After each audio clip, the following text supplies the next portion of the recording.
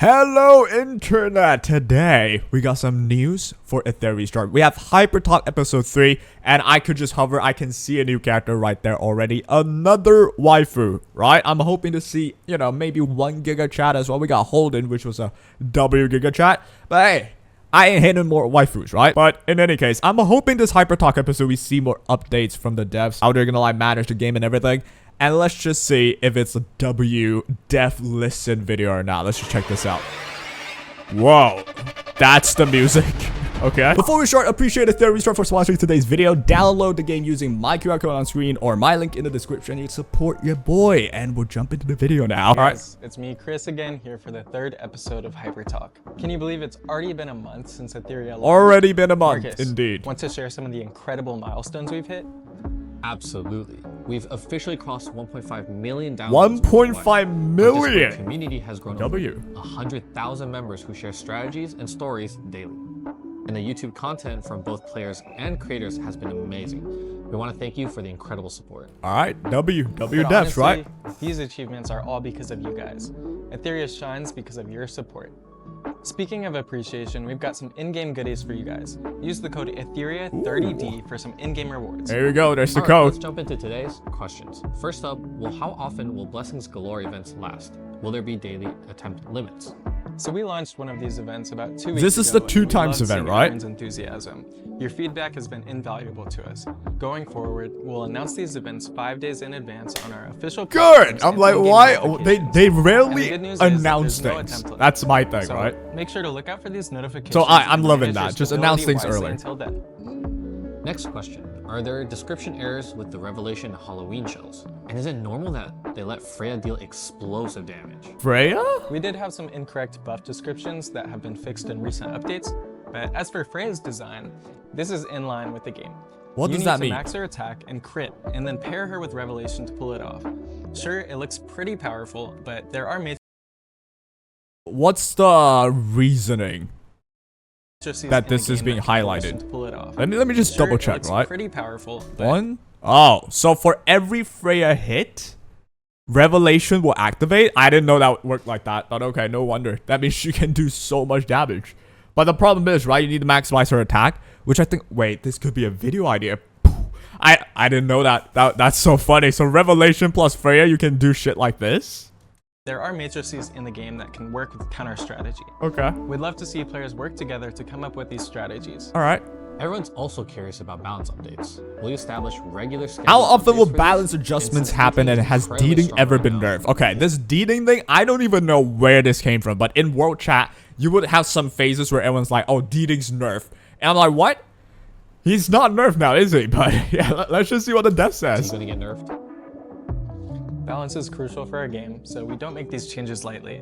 Previously, I'll say we if they nerf deeding right now, oh, it's gonna be purgatory. You know how many people like went all in, built the deeding, built the team, and now we're gonna nerf him? There's no way, so right? far that impacted the game progression. Our plan is to handle balance in between RTA Okay. seasons. So as for Deeting, I can guarantee he'll stay powerful the entire season. He's All not right. getting nerfed. He's never Okay, been at nerfed least since for launch, this and he season, won't be. and he's not been nerfed yet. I don't even know where this came from, but I can see in world chat when it's like, oh yeah, Deeding's about to be nerfed, dude. Just give up on Deeding. Deeding's not worth it anymore. I'm like, they didn't announce it, did they? But even if they did, they're like, yeah, balance will only happen between RTA seasons. I don't know where this entire, oh, Deeding got nerfed thing came on. I feel like he's touched always been the throughout this same. whole season. Another question. We're constantly swapping equipment during character development. Swapping In either equipment. arena- All right, let me read it. My face cam's in the way, right? Boom. Can equipment be saved separately? How is equipment saved during United Front periods? Yeah, that I'm also like confused by. How I do it is when United Front is like in the layout phase before I go to bed, I'm just gonna put everything I need for the layout, like all the gears right there, right? And then I go into the combat phase, I can move things around. in United Front. Is that Does the true, game though? Is that save how it whatever works? Equipment you have on for these formations or not? That's a great question. For Etheria, equipment updates in real time based on what you have on the characters currently. You'll need to manage these resources That's Etheria, but we're talking about United Front. carefully to make sure that your defensive teams are running defensive gear, and etc. Early on, you might find yourself constantly borrowing modules between Yep. characters and shifting around, but as you progress, this will get a little bit easier and you'll have a greater equipment collection. For sure. United Front works a little bit differently though. It only saves the equipment from your last deployed formation. Saves equipment for a last deployed formation? So when we equip and we hit deploy, the defense team's on the screen. That is the loadout that they save. So after that, you can get out. You can have them be ungeared fully. They should still stay. This is what I'm reading. Any changes made afterward won't affect this formation. If you need to update your equipment during the layout period, make sure to re-enter your formation and confirm the layout before the phase ends. Just make sure we have the layout when we confirm it. Make sure all your gears are there. Boom. Once it's done, you can get out. You can swap around. Understood. So yeah, I guess that's okay. Not bad. Question about unions. What happens when a union president goes inactive, but all the union other president members stays offline? Let me explain how union leadership works. After creating a union, the president can't be changed for the first week. Okay. After that, they can voluntarily transfer leadership to other members. Yep. If a president stays offline for more than 30 days and there's a vice president that has been active within the last 24 hours, they can start an impeachment against the president. Ah, all right. So leadership will then go to the most active VP. I mean, given this is the first month, so I doubt there has already been, you know, a guild or a union that has an issue like this, right? It's only the first month. 30 days, if a guild leader is not online, it transfers to the vice leader. Or, you know, you can activate the whole, you know, democracy thing. Oh, we want our vice president to be the president now. Got you. All right. What else? About banner schedules. Banner schedules. Holden and Hoyan's banner has been updated pretty quickly, but Yelly took 2 weeks. What's the plan going forward? Wait, what? So been updated pretty quickly, but Yelly took 2 weeks. Okay. What's the plan going forward? Yeah, basically just the schedule. I'm still confused when are their banners happening, because right now I've hovered on this video. I've seen the new character trailer later. They're gonna release it, right? And those characters should come within the next 4 days. So how are all the schedule working? We didn't have as much animus for diverse strategies. So in this phase, we kept banners coming a little bit more frequently. Okay. Now that we've built up the roster, we're stabilizing at 1 new banner every 3 weeks. 1 new banner every 3 weeks. But what banner? Is it new normal banner or new LD banner every 3 weeks? Or is it both at the same time? Plus, each update brings more than just new banners. So expect new events. New events and gameplay. All right, here's the thing as well. They have already recycled a few events. Not that I'm complaining. Those are easy events like the dazzling whatever and those die events. They've already repeated a few. I'm hoping to see more, right? Since we're on the topic of banners, can you tease any upcoming animus? I was hoping you'd ask. He's upcoming animus. But before we dive into the details, let's take a quick look at this beautiful animated showcase. Let's watch it together. All right, animated showcase. What do we got? Ooh, they're cooking with this. This is a new animus, right? Upcoming one. Her name's FUQIU. もう深海グループはルパートの手中に落ちたわ。あなた、今の自分の境遇を分かってる？ Dude, Zara is so hot. Alright. ご心配には及びません。私にも考えがあります。奴を捕らえろ！決してあそこに近づけさせるな！あなた方だけでですか？ She kind of reminds me of Ningguang, right?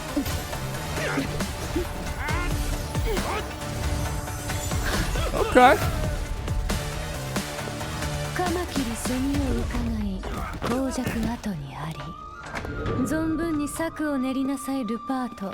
私の運命は私が決める。 She looks upper echelon for sure, right? その貪欲と傲慢の代償を払ってもらいます。 That's a sneak peek of FUQIU, a hollow character, elusive grace, whatever that means. Let me hide my camera so you can see FUQIU SSR, hollow/elusive grace.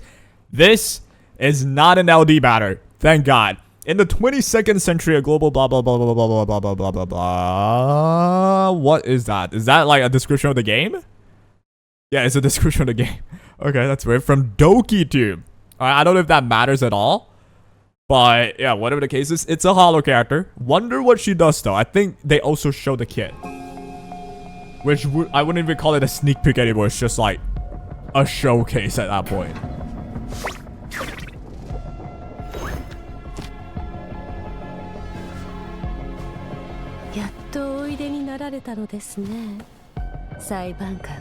Ooh, we got a Giga Track character. Okay. I think that also means it's like a new story, right?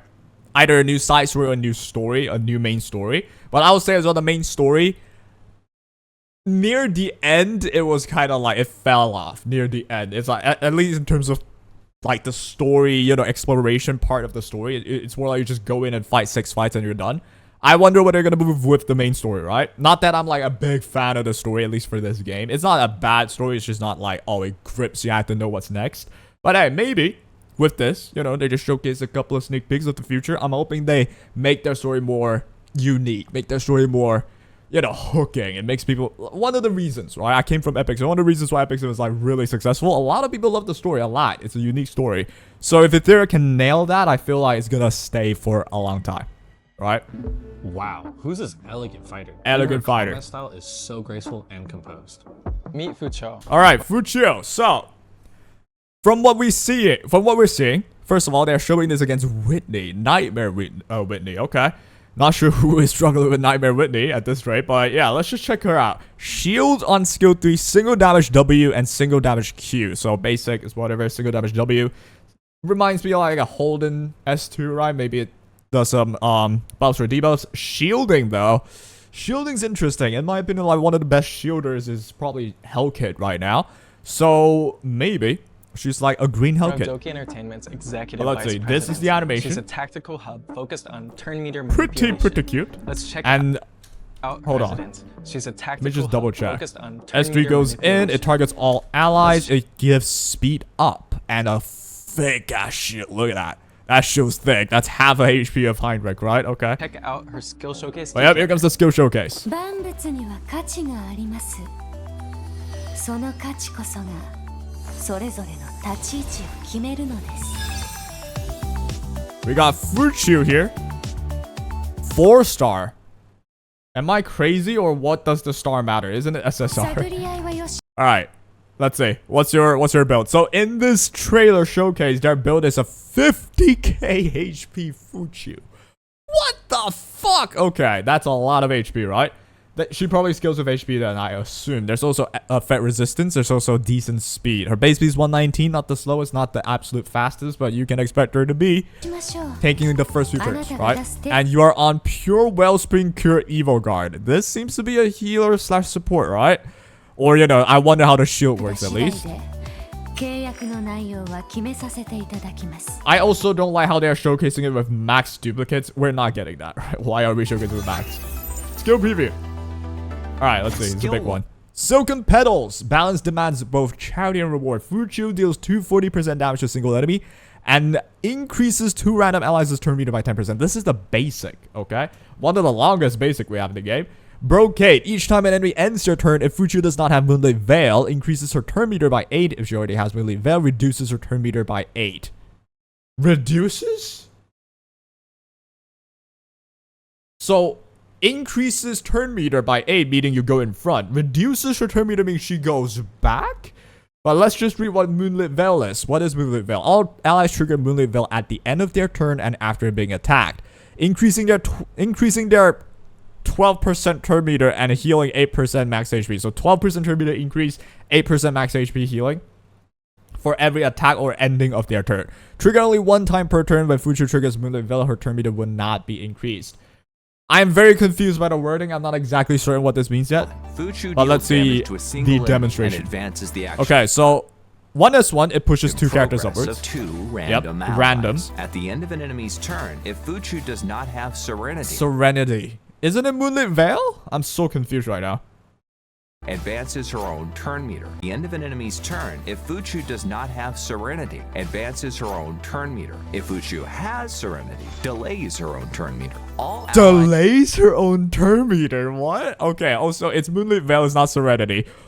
Why are we making it confusing for fun? It's Moonlit Veil, right? All allies trigger Serenity. All allies trigger Moonlit Veil. Why are we being so confusing right now? Well, okay. So, all allies trigger Serenity at the end of the turn. trigger Serenity at the end of their turn or And after being attacked. gaining turn meter increase and healing a portion of their max HP. If FUQIU triggers Moonlit Veil, she will not gain action progress. Skill 2. What does that mean? Wait. So, allies get hit or end their turn, they get a healing, they get a push up. But what about FUQIU herself? If FUQIU triggers Moonlit Veil, she will not gain action progress. Skill. Oh, so she will still get the healing, just not the push up. Understood. Skill 2. The mirror hangs high, reflecting past, present gains and losses. FUQIU deals 3 hits of damage equals to 10% of her max HP. Also, she's a HP scaling support, yet she has some damage on the skill too. To a single enemy. Each hit triggers Moonlit Veil 1 time for the ally with the lowest HP percentage. So Moonlit Veil heals for like 10% of their HP. I think no, 12%. So it also pushes up action, right? So that means you can use this skill to instantly heal a low character to a really good level of health and pushing that character up as well. And you have to max this to get it to 100%. I don't want to get this wrong, right? Let me just double check. Okay, 3 turn cooldown as well, if you max this. Each hit triggers Moonlit Veil. So if you don't have it maxed, it's 70% for 3 times. That still means, you know, I would rather you max this, right, for sure. At least get to level 4. Based on FUQIU's max HP. Each hit has a chance. And based on who's max HP? Hold on. 3 hits of, oh yeah, it's based on hers. That's why she has 50k HP, right? Max HP. On this showcase. Chance to trigger so that's 1 for 1 other ally. This is on Revelation? What is that shell? I think that's not Revelation, is it? I'm confused what the shell is. Always prioritizing. But yeah, wow, that pushes a lot. Ally with the lowest current HP is instantly full healing, and then it pushes up a lot. Okay. So, what about S3? This should be the big skill, right? As water flows, moon cycles through its phases. FUQIU applies 2 turn shield equal to 24% of her max HP. That's why you want 50k. That's a lot of HP, a lot of shield. Applies 2 turn Moonlit Veil to herself. Since she has Moonlit Veil, does that mean she gets to put... Oh, okay, we'll really read everything again later. Applies 2 turn speed up to all other allies. Okay. When FUQIU triggers Moonlit Veil, her turn meter would not be increased. Okay. I'm not used to this type of character, so I'm really taking my time here. Alright. Grants all allies a shield for 2 turns. So, hold on. Let's just check the lattices as well. The shield amount increases to 22%. If you don't upgrade it, it's 20%. It's honestly still enough, right? 20% is good, but the turn meter up to 12, that's pretty good. That's really good. FUQIU grants all allies a shield for 2 turns. Based on FUQIU's max HP. Then applies Serenity to herself it's not Serenity, it's Moonlit Veil. And increase speed to other allies for 2 turns. FUQIU's skills and fighting styles are so refined. In that animation we just watched, we'll keep watching, then we'll like conclude, right? There was another new character. Yep, there's another new Giga Jet character, right? Who's that guy? The other new animus you saw is NAHOR. Named NAHOR, and we can get him. Okay, we can get him. This backside looks exactly like Bortney's backside. I'll say it. This is at EOS. Alright, this is the animation. Pretty cool. And okay, I see Freeze. I see defense down. He's broken. I see Freeze. I see defense down. He's broken, bro. At least without Bulwark. If Bulwark comes in, then if he cannot, you know, strip buffs, then he's whatever. But yeah, he seems to be debuffer despeller. Okay, kind of like an oboe that can freeze instead of stun, right? But does he have dots and such? Let's just see. Let's check out his intro PV. Check out his intro PV. I would appreciate the moment they release this, they also release their own PV separately as their videos, right? Oh yeah, cool animation. Giga Chat, NAHOR. And he is a blue character. So let's see your build on this PV, right? You got pretty high base speed, 122. And you're built with 260 something speed right now with F accuracy. Some F res somehow. And there's 30k HP. So it seems like a pretty... It's like a Kraken build, right? It's like a Kraken build. And what do you have on? Swift Smite. Awesome. You have Swift Smite. And you're just 260 speed. Hell no, you gotta do better than that. All right, time weave +6. I mean +9 here. 12 swift rush as well. So yeah, again, just a speedy debuffer build. What shells are you on though? I hope they show, but I don't. All right, skill preview. Here you go. What are you on? So, that I think is what's the name? Jackal Guard, right? Okay. Justice. This is the skill 1. Judgment is but the duty to fulfill. NAHOR deals 240% damage, actually pretty good damage, with 40% chance to inflict 2 turns defense down. This is very similar to like Rahu S1, right? You have a chance to decrease defense. I wouldn't max this unless you want to main the guy. Lower defense for 2 turns. Yeah, skill 2. Pretty standard. How about skill 2? No disorder in the court. NAHOR deals 280% damage to a single enemy, 70% chance to dispel all balls from them, and inflict a 2-turn block. Now this is only on a singular enemy. So that immediately means he might be pretty good for PvE, right? Because it's in PvE where you have the singular boss that you want to, like, you know, for example, Termaton, just dispel it and boom, you can move on with life. But he's blue, so I don't think you use in Termaton, right? I'm pretty sure that I mistake this. What was Termaton? Let me just double check. Termaton is, yep, it's green, so you don't really use this in Termaton. NAHOR But yeah, 2-turn block though. So this is like a Heinrich but single target, right? And it's 70% chance to dispel buff if you max it even. I don't like that. deals damage to a I don't single quite like enemy that with too a much. chance to If it's dispel only a single target, I would prefer it to be 100%. That's what all I buffs think. and apply block for 2 Block though, I think that's so good, right? I actually think you can even use it in Termaton then. For the block? turns. Just Ultimate for the skill, block, NAHOR right? Okay. What about skill 3? When the gable falls, all shall return to balance. NAHOR deals 300% damage to all enemies, decent damage, with a 70% chance to inflict 2 turns defense down and a 50% chance to inflict 1 turn freeze. Weird. Interesting. I don't know what to feel about this one. I mean, okay. First of all, Doki Doki, right? Defense down and the freeze. It's a CC move. But then Doki Doki, for Doki Doki Inferno, the D-spell, that single target, not that crazy, right? The skill 3 is really good though. So I can very much see, instead of people running claws, you run this guy, right? Instant defense down and freeze both together. You don't even need Kazuya anymore, potentially. So you can maybe have a better Inferno setup for Doki Doki with this Verdict skill. And you put Codex of Magic on, right? So first wave, you freeze and decrease defense, and then have maybe another freezer, or still have Kazuya there, because sleep is still deals good, AoE right? damage to all enemies, And then you just with cleave a chance both to sides. apply lower defense for 2 turns and freeze for 1 turn. Seems to be NAHOR's more second skill of a completely PvE strips character. an enemy's buffs while preventing them from receiving new ones through the block. But you can still use it in This PvP for sure, at least right now. reduces team pressure and challenging content, whether facing powerful bosses in PvE or during extended PvP matches. Yeah, you can NAHOR use it can both sides, I become would a say. decisive tactical advantage for your team. Wow, Okay, these fair 2 enough. new animuses will join the game on July 10th in Also, 4 remember at days. the end of the last Hyper Talk when we teased some new gameplay? New Chris, do gameplay. you have any more updates on this? Yes, I do.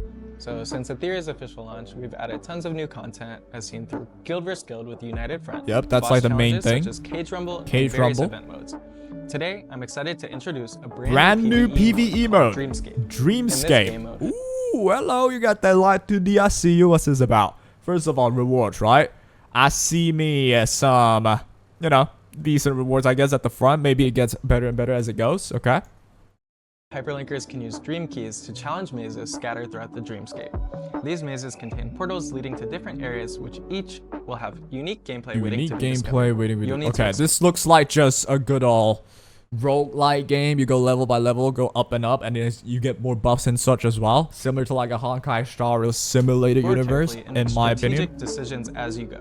In the mazes, you'll also encounter a massive boss known as the Dreamweaver. Alright, It we has got the 3 massive different boss, elemental Dreamweaver. forms, and you can switch between them daily for a different type of challenge. Okay. The more damage you deal, the better your rewards. Fair enough. Fair Finally, Chris, enough. Any updates on the official Etheria esports? Official esports event. Absolutely. Are there EWS related activities that non-competitive players can participate in? I would love that, right? Because for me, I'm not the hyper, whale that builds everything first day and I want to compete at the top level. I wish there's more casual, fun PvP events, and I'm hoping they're mentioning that right In now. early July, we're launching the first ever exclusive global invitational. EWS tournament. We'll have amazing rewards, exciting guests, legendary players, and the top 8 competitors all participating together. On top of that, players can earn exclusive tournament cosmetics like avatar frames, nameplates, card borders, and more. Don't miss out. So EWS has way more than just competitions. There's so much more content. Everyone make sure not to miss it. Okay. Well, that wraps up All this right. episode. So, I mean, I guess in esports, you don't really get to, not sweat, right? But, I mean, didn't they mention casual players? Hold on. Non-competitive players can participate in. I mean, if it's a global invitational, it's automatically going to be very competitive still, right? I don't know. But I'm hoping as we move on, there's going to be more events for, casual players to just jump in, participate in whatever. That would be fun times, right? In my opinion. But this is fine too. This is only the first month. You're doing a global invitational. We will be streaming that as well, I'm pretty sure.